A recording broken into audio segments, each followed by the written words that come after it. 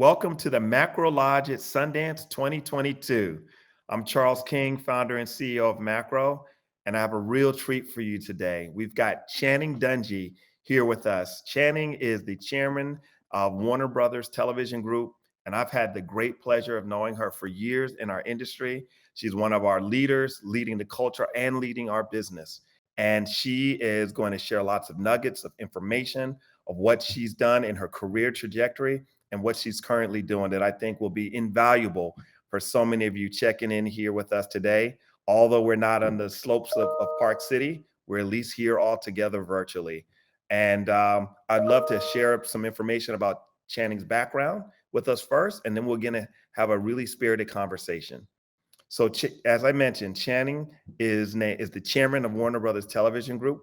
She was named at that position. She started in January of 2021 and was named in that role in October of 2022. She's responsible for all television production activities, including production of scripted and unscripted television shows for on-demand streaming platforms, premium pay and basic cable channels, and broadcast networks. Channing oversees more than 100 total series for streaming and cable partners. Some of those shows include All American, Ted Lasso, All Rise, Claws, Queen Sugar, The Voice, and many, many others. Prior to joining as chairman of Warner Brothers Television Group, Channing was VP of Original Series at Netflix. And Channing's a talent magnet, and she oversaw the deals for President Obama and Michelle Obama. She oversaw the deal for Regina King and was able to bring in Mara Brock-Akil's deal into Netflix as well. And she shepherded some of the biggest hits at Netflix, including the amazing show Bridgerton, created by Shonda Rhimes. And then lastly, prior to that, Channing was president of ABC Entertainment, and she oversaw such shows as American Idol, Blackish, How to Get Away with Murder. And she also developed and launched massive hits like Scandal, Quantico, and Marvel's Agents of S.H.I.E.L.D. Prior to that, Channing worked in many other positions in our industry, which is when I got to know her in some of the earlier days of my career when she worked in film before she even became the killer and the amazing leader she is in television. She was doing so well as an executive in film even before then. And prior to that, she was at UCLA School of Theater, Film, and Television, where she graduated magna cum laude. Channing is just overall, as you can see, a badass, brilliant woman and leader. And she's here with us here today virtually at the Macro Lodge. So with that, I welcome Channing here. And Channing, all right, there's going to be. Hello. Thank you Thank for you for joining that. us, first of all. Oh, absolutely. It's my pleasure. Excited to be here. Wish we could be there in person, but these are the times. Absolutely. We really appreciate you taking the time to join us. We know how busy your schedule is running such a very large and robust business. And so I want to just jump right in so that we can share some of this information with so many artists and executives and people that will benefit from your background. Can you just, many of us in the industry know your trajectory and how you got to this place, but there's so many folks who are aspiring to reach the role that you've reached and the accomplishments you've had in the industry. For their benefit, can you just share a little bit more about your background and your journey, like where you're from and just your trajectory and how you got in the industry to get you to the place that you're at now? If you could just give us a little more background. Yeah, absolutely. Absolutely. I was actually born in Michigan in Highland Park, which is a suburb of Detroit. But I grew up in Northern California in Sacramento. And I didn't grow up with anyone in the business. I wasn't connected to anybody. I didn't have any real sense of how any of this even worked. I had always been a big reader, a voracious reader, actually, and loved movies, television, telling stories. I just never thought that it was something that I could pursue as a career. And I actually went to UCLA as a poli sci major, started taking some film and television classes just sort of as an elective and became bitten by the bug. So I applied to the film and television school, was accepted, and so changed my major. And that sort of started me on this journey. But what I will really say is a lot of it comes back to when I was at UCLA in the program, you do a lot of everything. You do you learn to direct and cinematography, which was really interesting to me, editing, and you also take writing classes. And for me, my screenwriting class, I had one particular professor, Lou Hunter, who was just fantastic. And I loved that class, even though I will be honest with you, I was a terrible, terrible screenwriter. And it was in that class that I realized that good writing doesn't just come from the head. You have to feel these characters and feel the emotions. And even if you've broken out the story perfectly, if you don't have that heart that you bring to it, you can't give the characters in the world real life. And that was a real struggle for me. My scripts were kind of uh, well done, but not they didn't have that pack, that emotional wallop. And I remember saying to my professor, this is my favorite class, even though I know I'm not a great writer, because I love the part where we're workshopping everyone's projects. I love giving the notes and the feedback. I love that collaborative process. And he started laughing and he said, what you really like is development. And there are a lot of people who do that for a living that don't have the same affinity for it that you do.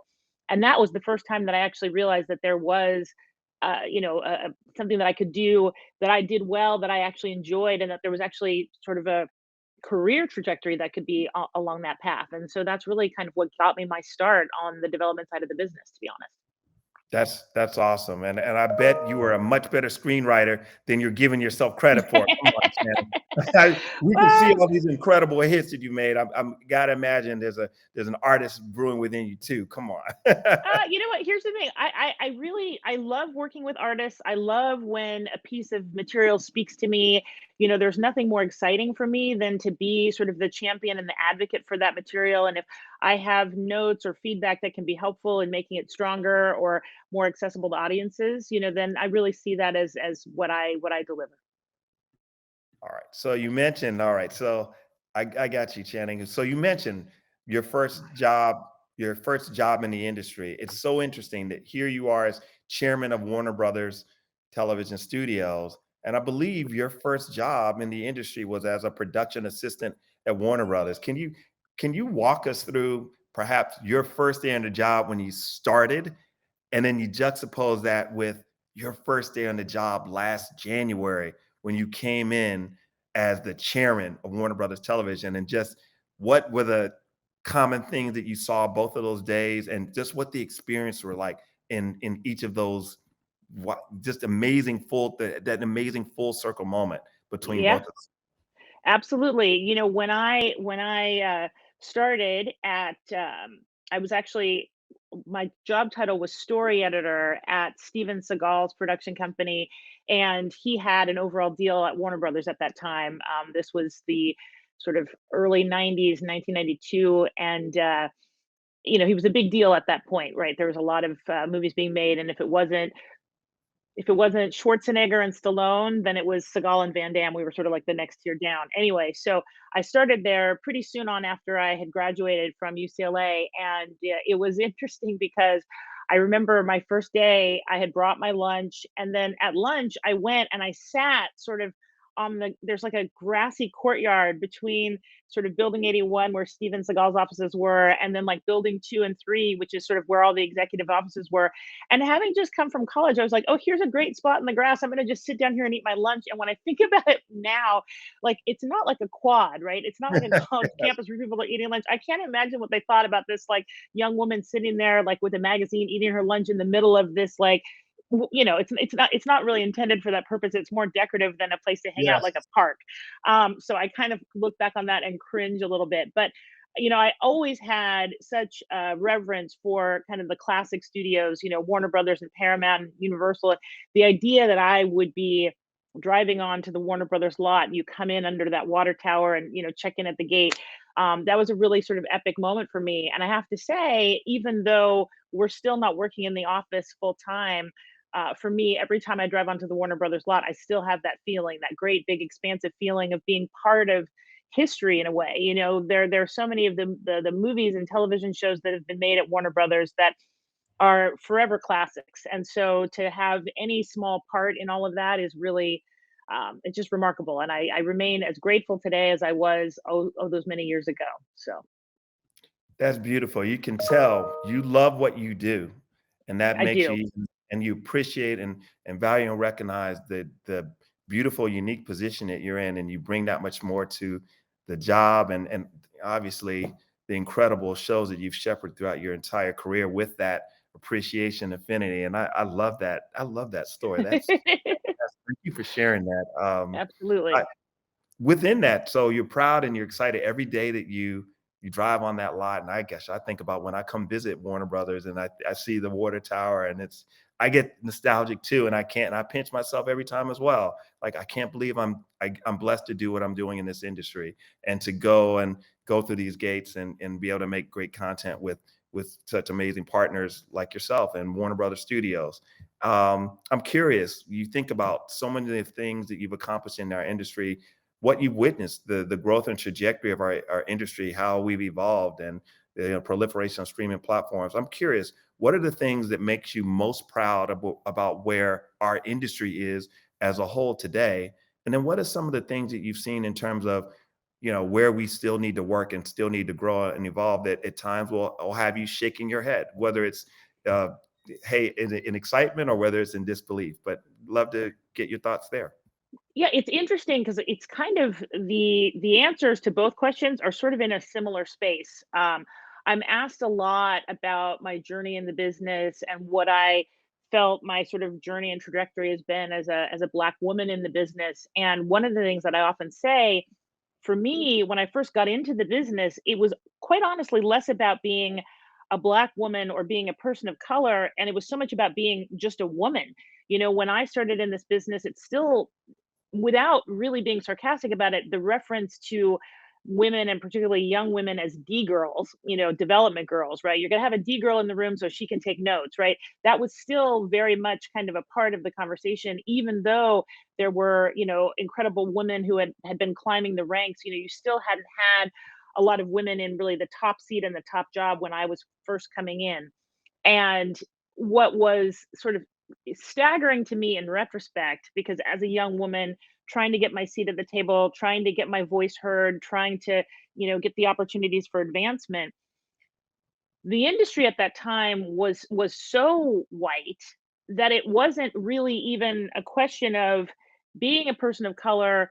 The idea that we would be making shows or movies or things that didn't have sort of a white cast front and center, that was just sort of like what it was. And it wasn't as though you didn't have people, at that time, like right when I was coming into the business, for example, was when John Singleton was first making his mark. And there were certainly, Spike Lee was doing things, but it all felt like those were independent or off to the side, or this is the exception to the rule, because the rule was very much kind of down the middle, not diverse, or in any way really truly representative of the world in which we live. So what is really exciting to me is that now, at this point in time in the business, there's so much more diversity, there's so much more inclusion than I could have even imagined, to be honest, when I first started in this business. And that's really exciting to see, and to have been a part of, working on shows like Grey's Anatomy with Shonda, and then going on to do like Scandal and How to Get Away with Murder. Continuing on with Shonda to have show like Bridgerton, which kind of flipped casting onto its head. Shows that we have right now, like The Sex Lives of College Girls on HBO Max. The idea that you would have diverse showrunners creating stories, that you would have casts at the forefront that really reflect the world around us. That's all been incredibly exciting, and I feel like the industry has done a great job in terms of moving forward with so much of that. But when you talk about, like, what's the problem and where are we still and what more needs to happen, it still feels like every time a show gets greenlit that has a really diverse and interesting and inclusive premise, people are like, "Oh, yay!" But it's not like, I want to get to the point where this just feels normal, and it doesn't necessarily feel like something to celebrate each time we get one of those wins. Where it's not a part of the conversation anymore. I'm excited that right now it is a part of the conversation, that people are really thinking about how can we be more balanced in terms of the stories that we tell. What are the stories that aren't being told, and how do we give voice to them? People are paying more attention to the composition of the writer's room. People are paying more attention to wanting to make sure that the staff of their, directors for a series, that it's not just like one white man's name after another. So I'm glad that people are paying attention to that. I'm glad that it's more part of the conversation, and I'm glad that we are now in a place where people can be called out if they aren't looking at this stuff through a more diverse and inclusive lens. But it's sometimes is a little exhausting that we still have to be so vigilant, and that it isn't just second nature for these stories to be told, for these voices to be welcomed into the room. So, I can sort of see within the course of my own journey in this business how far we've come, and yet how far we still need to go. Amen. And you honestly, I second everything you said. That's really beautiful, Channing. I agree with you. We have not seen anything the likes of this since I've been in the industry in terms of the range of opportunities and the spectrum of shows being created. I think you're also underselling yourself, though, if I can be honest with you, because you've played a huge part in that. You've played a huge part in the fact that we have these shows. I know I remember your time at ABC, which is what I want to get to next, when you made history. You made history. And I remember that moment like it was yesterday when you became president of programming for ABC. And I think it's important for anyone listening in who may not know this, but you were the first Black executive of any gender, male or female, I might add, to head a major television network. And I remember that. I remember posting it on Instagram, our entire industry, how excited, and everyone also too knew this was beyond deserved in terms of the incredible work. And you mentioned Shonda, and I know that you guys worked very closely together during that time, and you were, partners, and you had shepherded all of those amazing hits that and those incredible shows that were developed there, and you were an inspiration to me and so many other executives through our entire time. And my question for you with that too is, you played a huge role in this massive shift that we've seen in our industry. Is there a common question that you get from executives, Black and brown and other, executives of color, in terms of how you got there and what you've done to continue to have that impact to create more of these opportunities that we've seen? And is there a common thread of what you've seen for executives and creatives on the path in terms of having longevity and maintaining their careers once they get started? Wow. Okay. So there's a lot wrapped up in that question. I think that the answer to the first part, which is, how did I get there? I wish that there was a really exciting story around that. Honestly, I feel like where I've gotten to has been grinding it out, to be honest, right? And I for about 10 years I taught in the producers program at UCLA, and one of the things that I was always telling my students is read everything, watch everything, keep notes of what inspires you. If you see an episode of television, pay attention to who wrote it, who directed it, like start to build up kind of your own database of this. And for me, when I was coming up, I tried to do that. I tried to like read everything that I could get my hands on, watch everything that I could get my hands on. When I was in the movie business, I went to the movies, once or twice a week, every week. I wanted to see everything. When I was coming up in television and drama, I wanted to know all of the dramas that were being made sort of across our industry, what was happening, in the UK and in Australia, and trying to familiarize myself with as many different names and ideas and concepts as I could.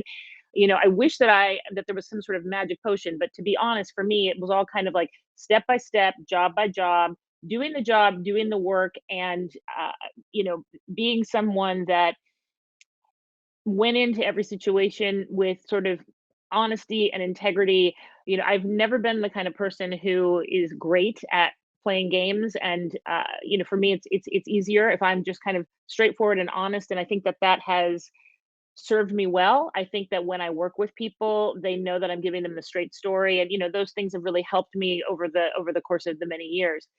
I think that one of the most important lessons that I was given when I was a young executive coming up, Courtney Valenti, who is now president of Warner Brothers Pictures, was a vice president at Warner Brothers at the time. And she told me once, she said to me when I didn't speak up in a meeting and I was sort of looking for her to console me about it, and instead she looked at me and she said, you failed today because we hired you for your opinion, and the minute you cease to have an opinion, you cease to have value. And that always stuck with me. And it's been something that I have passed on to other people, particularly young women. I think really need to hear that. But I think also people of color, because so many times you're made to feel that your opinion, your voice, your story is not as valuable as what happens to be the status quo or the thing that was working last week or whatever it is. And that's one of the most damaging things that can happen in our business. And so, what I try to say to women, to people of color, to people who aren't always used to having a seat at the table is to remind them your voice and your opinion has value and you need to share it and you need to express it. And the other thing that you learn once you start to speak up, you empower the people around you to speak up as well. And that's a really powerful tool. And this is one of the reasons why I feel like it's so important to have people of color in the rooms making the decisions, whether it's at the executive level, whether it's the showrunners, whether it's the line producers who are hiring the below the line talent. You need to have people who are willing and able to use their voice, because if you don't have that, you can't bring about any kind of meaningful change. Wow. That That's incredible. Thank you, Channing. I have to say, I would agree with you. I've seen you. There are many executives who rise through the most senior ranks in our town, but then their reputation, they're in a very senior position, but they may not be as well liked. I have to tell you, you have done, and it's so interesting to hear you mention Courtney Valenti, because there's a common thread of intelligence and integrity and a work ethic, but also being great people, and that people really like. And you guys are at the top of your profession, and I have to commend you for that, because I've seen it, and the way you've conduct yourself. So that's brilliant, brilliant advice for young executives, because I think there's this notion where time people think you have to have a political agenda. You have to, operate in unscrupulous ways, and people think that that's going to get them ahead. And I love hearing you say that you've never done that, and that other people, that's not how you get ahead. So thank you for sharing that. Can Absolutely. I? And there's another point too, because here it is. You get to a place where you're president of one of the four broadcast networks, and you could have said, "Hey, I'm in this. I've made history. No one's ever done this. There's never been an African American, never been an African American male or female who's ever gotten to this incredible height." And yet, and still, you still bet on yourself and knew that there was more for you. And there were many that people that I think would have thought, "Hey, why wouldn't you stay in that role?" And because you were killing it in that role. And Thank we you. all know you were killing it in that the entire town. But yet you said, "Look, I'm going to bet on myself. I think there's something even bigger for me." And you went into the new world of the streaming platform of Netflix and took a role, as a partner to the other senior television executive, and then continued to blaze a trail. Can you share with us a bit in that step, because that must have been that was a courageous step. That was stepping outside of a comfort zone. That was going into a new realm. Can you walk with us and share a little bit with us and the people tuning in about your process to do that and to really bet on yourself, and then and then to do it one more time, even once you'd already gone over there and you're overseeing higher ground, Obama and Michelle Obama and Shonda Rhimes and Kenya Barris. I mean, three massive titans, and you're overseeing their deals, and then you bet on yourself even again to go into this incredible role that you're now in as chairman of Warner Brothers Television. Can you share some of the journey, because many people would have just stayed in one of them, let alone moving to a once and even twice into even more formidable position? Yeah, no, absolutely. I mean, I think in both cases, it's a little bit of a combination of two things, right? There uh, changes within the sort of organization where I was, and then also the opportunity for new learnings and growth. And I think, for me, I'll talk about that second part first, which is, for me, I always feel like I want to keep learning, keep growing, keep discovering new things and new challenges. That's what keeps this all fresh and keeps it exciting. And so, for me, that's always a big part of anything. And I encourage anyone, you should kind of take stock annually. Like, do I still feel like I'm being challenged in the role that I'm in?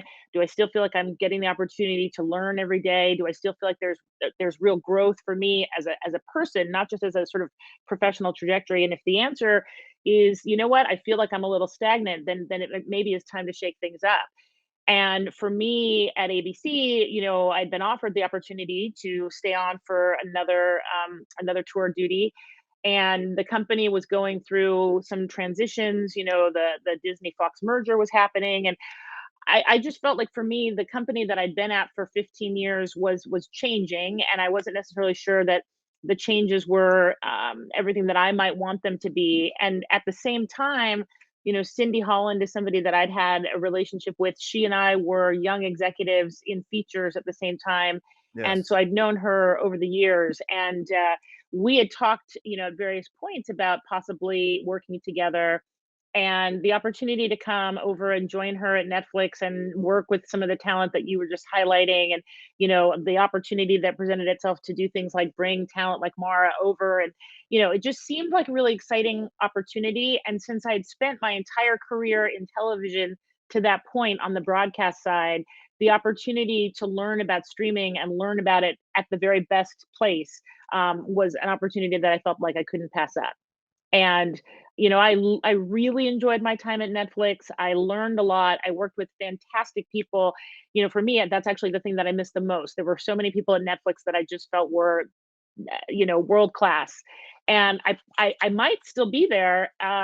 You know, the transition then with Cindy leaving and Bella coming in, and I was offered a role to stay, and and really thought about it, and while I was trying to figure out what I wanted to do, Peter Roth had been, for a long time, he'd been trying to get me to come over to Warner Brothers, and he approached me again about the notion of coming in, and I spoke with him, and I spoke with Ann Sarnoff at length, and Jason Kylar, and ultimately the opportunity to come over and actually come back to the studio side, because when I first came into television, I was working at what they were calling Touchstone Television then, which became ABC Studios, and I think might be back to Touchstone Television once again. But the first 6 years that I was on the TV side, I was in the studio space. And so the opportunity to come back to a studio, and particularly a studio like Warner Brothers, that is truly independent and world class in that regard, and the opportunity to be able to sell everywhere, because we work in broadcast, we work in basic cable, premium cable, and of course we work in streaming. And now, we're on track to be the number one supplier to HBO Max. And so that again felt like the opportunity to push myself into new spaces and take on new challenges. And so, here I am. Well, that makes a lot of sense, and I have to tell you, Warner Brothers, great move. Thank you. Thank You you. I know? think so. I think so. Yes, brilliant, and it's also I love the fact too, here it is also full circle with you as chairman of Warner Brothers Television, and then Courtney Valente, who gave you, such, poignant and advice is president of the motion picture, president of a production at the Motion Picture Group. I think is beautiful as for to be on the lot there together. And the excitement of being able to sell to every platform, including the one within HBO Max, uh, provides every opportunity imaginable. So that's beautiful. So my next question is, I spent a lot of time and my family binging many of these amazing shows that you're overseeing over through the pandemic times. Most recently, Ted Lasso, and just the brilliance of that show. And in my family, we all love right at the beginning and the start of the pandemic. We binged so much of All American. It was just a great show to, Oh, good. yeah, for watch for us all to watch together, and then many others. Um, what would you say? I mean, I know you're overseeing 100 plus projects and dozens of deals there, but are there any professional projects that I'm not going to say most excited about, because I know yeah, it's like saying which is your favorite child, right? But can you share Totally. with us some of the ones that are coming down the pike here that you believe will continue the journey that we should all be paying attention to, that you're excited about? I mean, there are so many, and I feel like grateful for that. I will say you mentioned All American, and we are about to launch All American Homecoming, which is a spinoff from that series.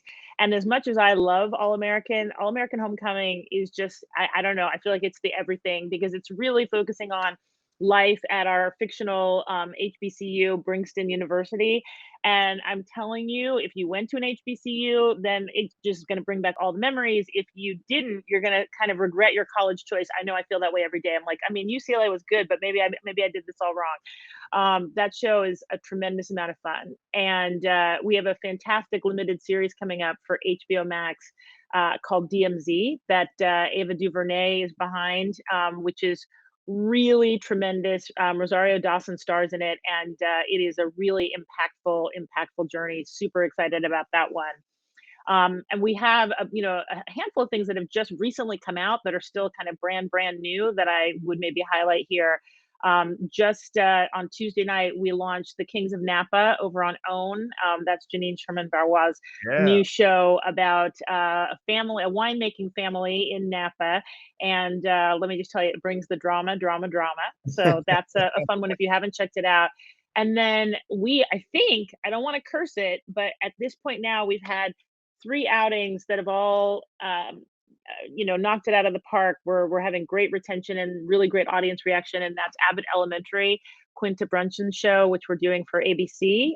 Really excited about that. And I'll highlight one more just because it's like a passion thing for me. We're doing Sandman, based on the iconic DC comic Neil Gaiman. This is a big, huge project that we did for Netflix that's going to be out later this year. And it's kind of fun. There are a number of shows that are like this. Made is one of them that I bought at Netflix and then got to work on at Warner Brothers. And Sandman is the same. So it's kind of nice to have some of those things come full circle as well. It's incredible group of projects and shows. I guess the last thing I'll add, Channing, because I know you've got to go back to continuing to conquer our industry here and make more amazing shows. I don't want to take up too much of your time, but um, what's next? What's next for you? Like, you've been president of one of the four broadcast networks, co-headed up television for the biggest streaming platform in the world, and now you're chairman of Warner Brothers Television Studios, which is the largest, most impactful independent of the television studios out there.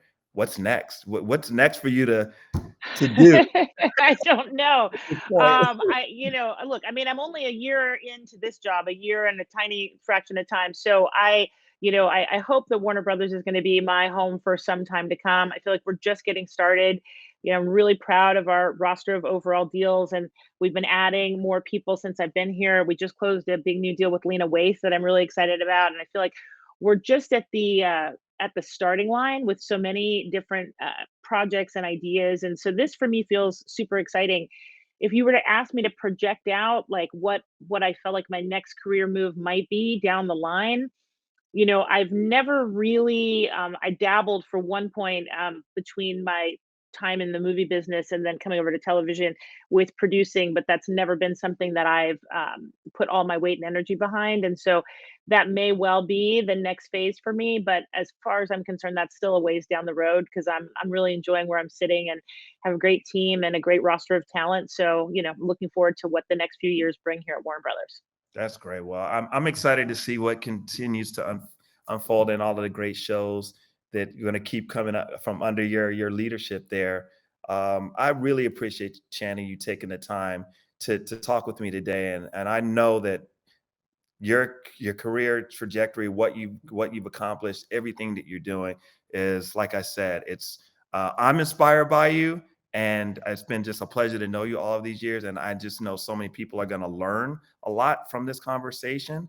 I appreciate you taking the time, and you know, the next time, hopefully, we get to see you together in person. I feel like one of the last times we hung was at the Macro Oscars party and Yes, that two was years so ago, fun. Yes, right yes, and before we think all back went on into that now, right? quarantine. Like, yes, yes, that So, was a great night. It was a great night. yeah. But thank you for everything you're doing in your role at Warner Brothers, and you continue to do for us and our community. I really appreciate your time. Well, thank you for having me, and, thank you all for tuning in for this. It was a lot of fun. I really appreciate it, Charles.